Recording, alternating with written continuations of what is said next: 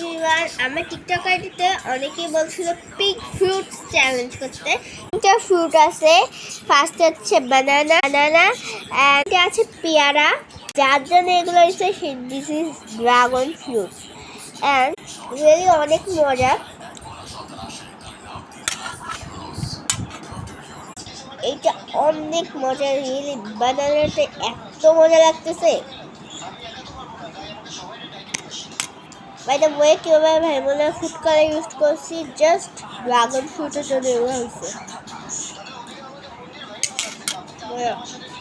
Guys, তোমরা কিন্তু এরকম মজার ফুড চ্যালেঞ্জ দিবা, আমি সব কয়টা করবো।